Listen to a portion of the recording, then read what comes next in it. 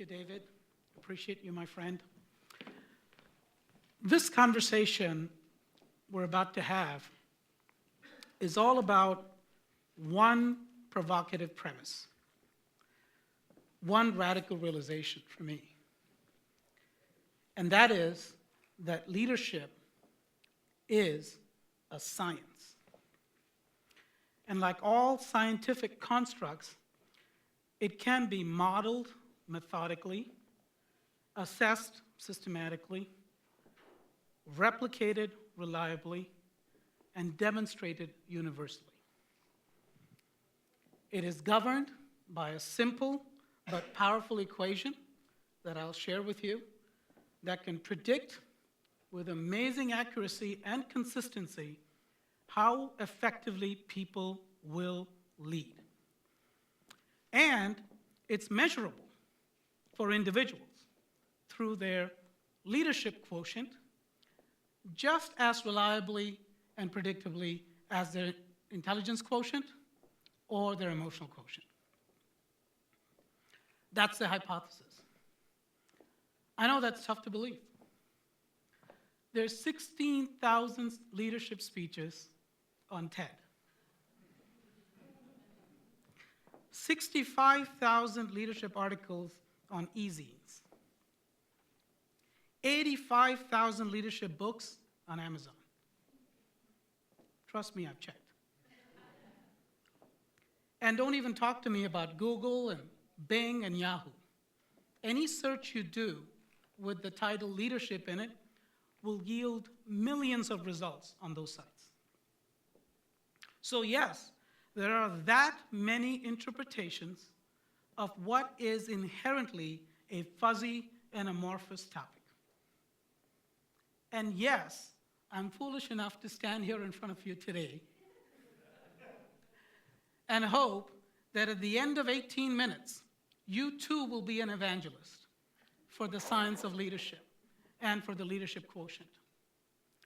But that's what TED is all about, right? It's about the power of provocative and powerful ideas like this, and of engaging and stimulating conversations like this, influencing and informing our thoughts.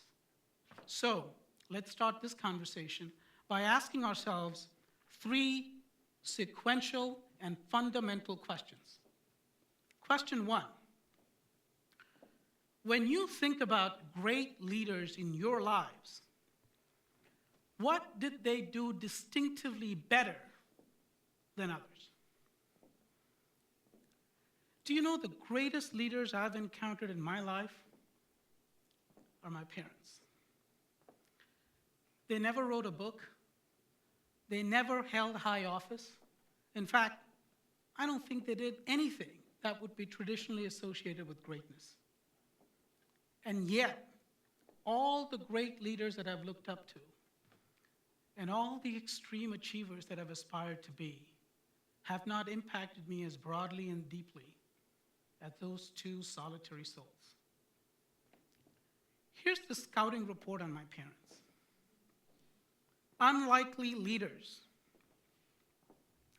2 of 14 siblings in their collective families. 4 feet 11 inches and 5 feet 1 inch short. High school teacher and government employee. Grew up in abject poverty. Grew old in abiding love. Led their only son to heights that he could never even dream of achieving without them.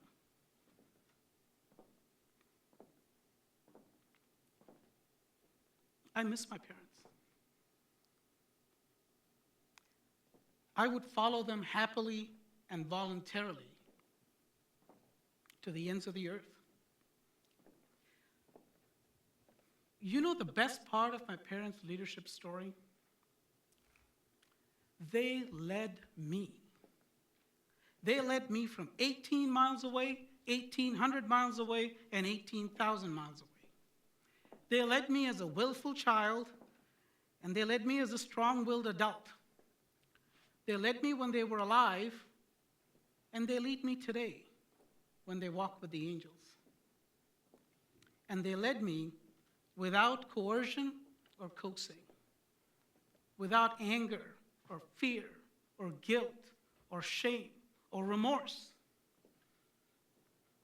What was the magic in what my parents did that had such a hold on me? What did they do to enable the kind of followership that they did from me?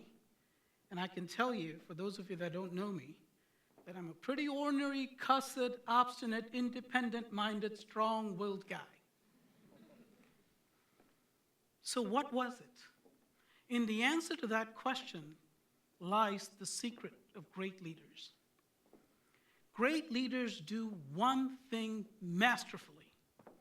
Every time we have asked people this question, all of their answers have converged and coalesced on this one thing.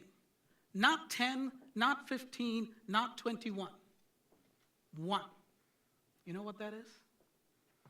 Great leaders don't lead. You heard me, right?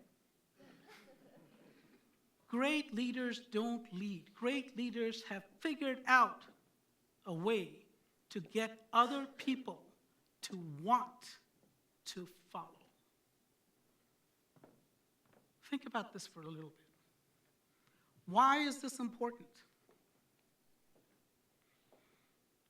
Because people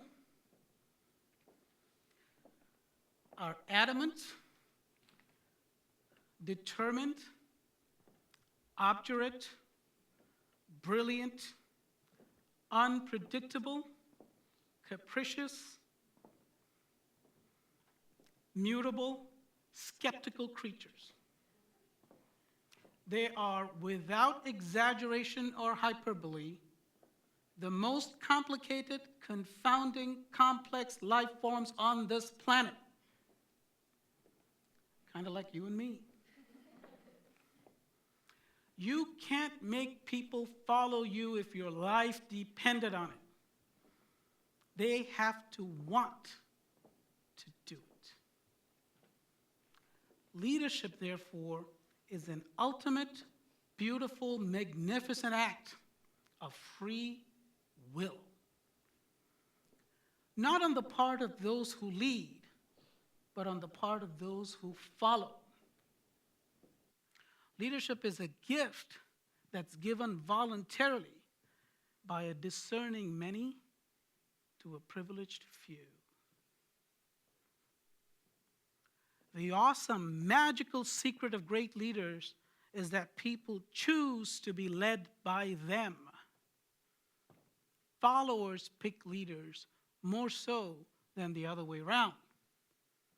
Free will and independent thinking make it impossible to force people to follow through the mandates of an organization chart, even though many leaders still try it today.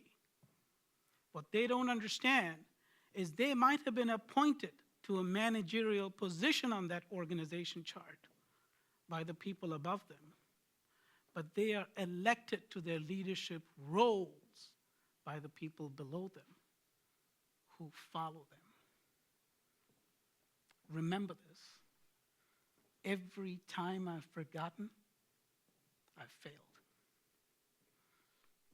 So my parents didn't even try to lead me. They knew the futility of that enterprise. Instead of that, they focused instinctively and unerringly on enabling me, engendering in me a voluntary desire to follow them. Which leads us to our second question of the day. What do the great ones do that make people want to follow them? Well, we asked a lot of people this question, and you know what they told us? They told us a few things. The first thing they told us was that they pick leaders through a process that's subconscious and instinctive, not conscious and methodical. The second thing they told us was that process of picking their leader was perpetually instantaneous and permanently temporary. It happened every second, every minute, every hour, every day, based on the leader's actions. The third thing they told us was that process was the ultimate secret ballot. There were no exit polls. Nobody told their leaders whether they had won or lost the battle for their hearts and minds on any given day. Yet, when that battle was won, there was commitment. When it was lost, there was compliance at best. And the last thing they told us was that victory in this unremitting election was won by leaders, not by the positions that they occupied in the organizational hierarchy, not by the institutions that they represented, or the wealth that they possessed, or the personalities that they projected, but by 3 currencies of influence that they earned, and by 3 assets of impact that they built. Interestingly, my parents earned those exact same 3 currencies from me and built the same 3 assets with me. I'm going to tell you what they are. First, I realized that my parents were smarter than me about life. So while they were poor in financial terms, they were rich in superior, relevant resources, intellectual resources. That asset earned them the currency of respect from me. Second, I knew without doubt or dilemma that they wanted only the best for me. There was no hidden agenda because I had a dependable, caring relationship with them. That asset earned them the currency of trust from me.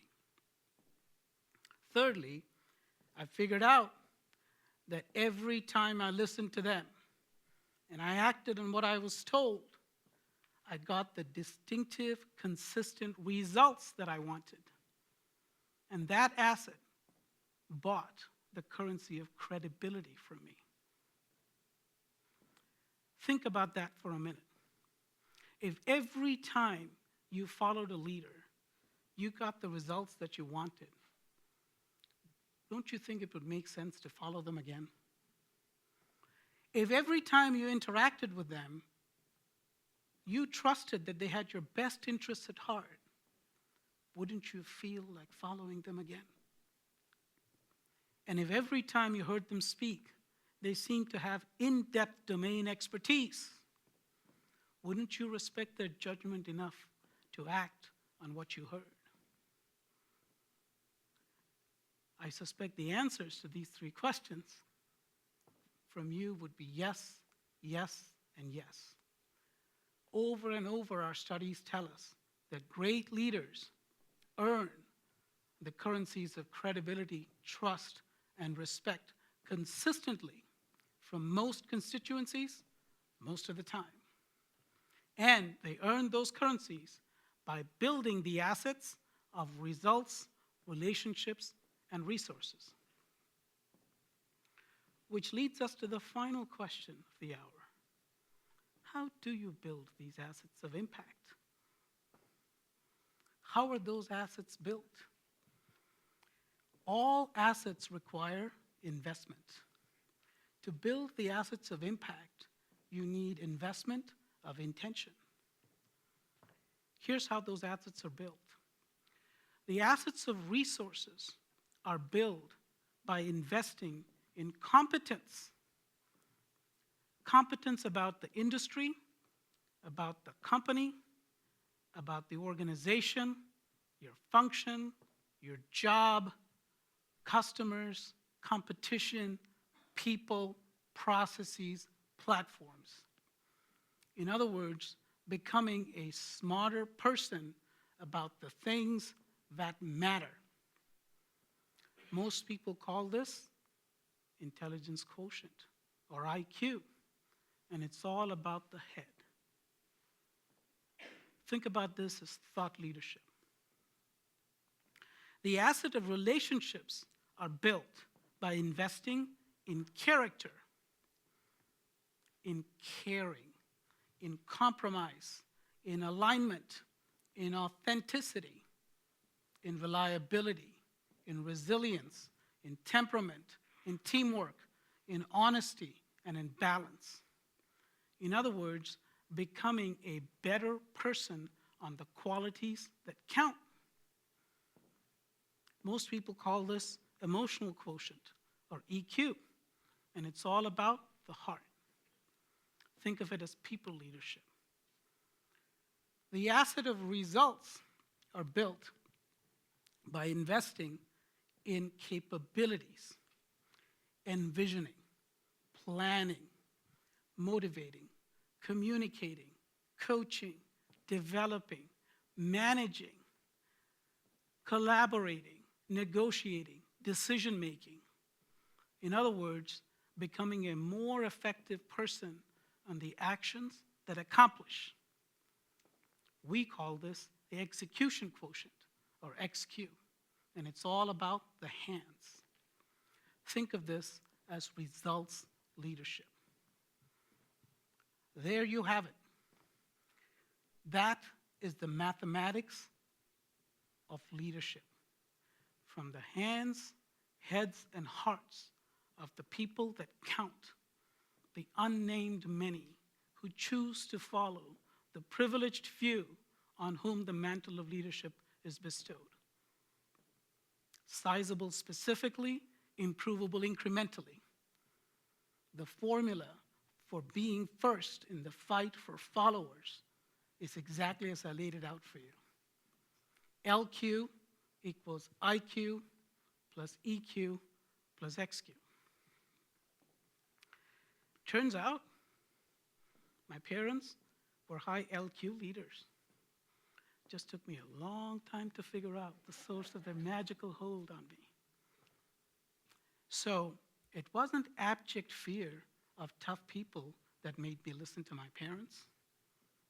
It was a rational salute to smart people. They were high IQ thought leaders. It wasn't an affectionate liking for nice people that made me listen to my parents. It was an emotional bond with good people. They were high EQ people leaders. And it wasn't filial devotion to well-intentioned people that made me listen to my parents. It was the practical effectiveness of successful people. They were high XQ results leaders. After 50 years on this planet and 25 years in leadership roles, my realization is this: the hands that rock the cradle rule the world.